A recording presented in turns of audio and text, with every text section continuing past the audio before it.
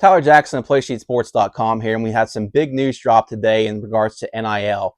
In case you missed it, West Virginia Watches Amelia nicely reported that now high school and middle school athletes in West Virginia can collect on their NIL name, image, and likeness, which is something we've seen at the college level. Amelia did a really good job reporting this, talking to the executive director of the WVSSAC, Wayne Ryan, and they clarified some of the things that you can't be endorsing, and that includes some of the things you'd expect: adult entertainment, drugs and alcohol, gambling, firearms, things like that. So that makes a lot of sense. And there obviously is a lot of blowback on this right now. It was passed by the state board in July, went into effect on Friday. So now it's up for grabs. But the SSAC has published some guidelines for it. Whenever athletes are endorsing it, you cannot say the name of the school that you're from. So say, I'm John Doe and I play wide receiver for Maine High School. I can't say Maine High School. I can just say I'm John Doe and I play wide receiver. And also, whenever you're at team functions or activities, you can't be seen wearing the NIL equipment or any logos or things of that sort that represent the company that's paying you NIL. But I do want to circle back to what this means.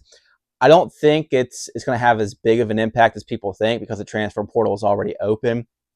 I do think you'll probably see a lot more movement at the top. There are high-level athletes for programs that can be more easily swayed, I think, now with the promise of this. And I know that could impact their eligibility just based on people I've talked to, but you don't know what you don't know. So if you could say, hey, behind the deal handshake, I own such and such business, I'll pay you an NIL deal of $10,000 a year if you transfer from this high school to this high school. So if you have deep-pocketed businesses or boosters that are willing to invest in a certain program, those programs could benefit from something like this. And I also think that there's going to be more of a push for all-state accolades and award accolades.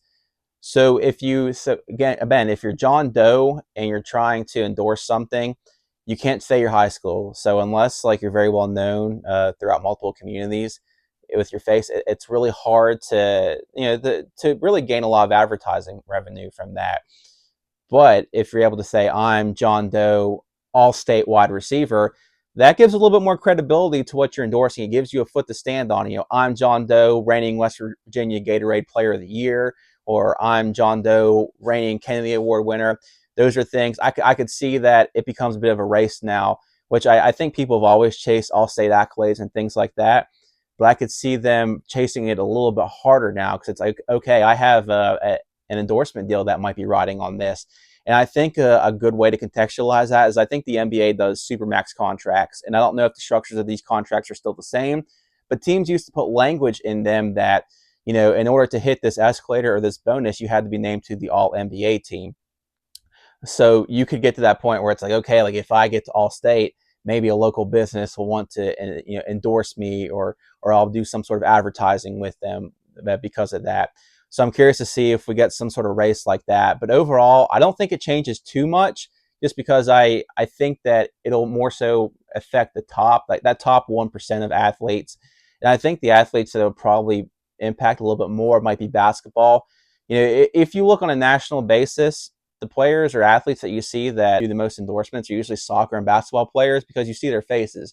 You know what they look like. For sports like football, it's a little bit more difficult. Even, I'm boots on the ground all day with a lot of different football players in camps, and I couldn't tell you, some of the players what they look like until I see their numbers. I'm used to seeing them through helmets just as you guys are. So I'm curious to see how this all falls out. And, it'll be the first domino to drop. I think that there are a lot of people that think that it's going to immediately just boom, there's going to be a lot of money flowing into these high school and middle school athletes. But I don't think it'll be any more than what it was. But let me know what you guys think.